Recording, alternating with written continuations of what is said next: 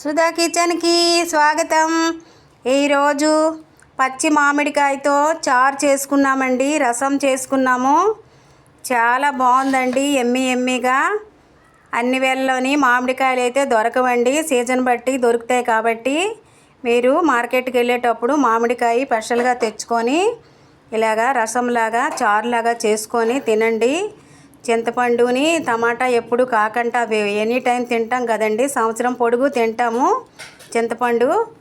ఈ సీజన్ బట్టి మామిడికాయలు వస్తాయి కాబట్టి ఇలా చేసుకొని ఇంటిల్లిపాది తినండి, ఆరోగ్యంగా ఉండండి. ఇదిగోండి, ఈ పచ్చి మామిడికాయతో నేను చేశానండి, చాలా బాగుందండి. ఎమ్మీగా చికెన్ ఫ్రైతోని కానీ అన్నంతో కానీ చాలా బాగుంటుంది మామిడికాయ రసము. సుధా కిచెన్ ఛానల్లో పెట్టానండి, ఎలా చేయాలో మీకు చూపించానండి. చూడండి, కింద లింక్ పెడతాను మీకు. మామిడికాయ రసం నచ్చిందండి ఈ వీడియో? నచ్చితే లైక్ చేయండి, షేర్ చేయండి. అలాగే తోటకూర ఫ్రై కూడా పెట్టానండి సుధా కిచెన్లో. తోటకూర ఫ్రై ఎలా చేశానో చూడండి, కింద లింక్ పెడతాను. తోటకూర ఫ్రై, మామిడికాయ చారు చేశానండి. చాలా ఎమ్మీగా అన్నంతో, చపాతీతో, రోటీతో చాలా బాగుంటుందండి, బిర్యానీతో.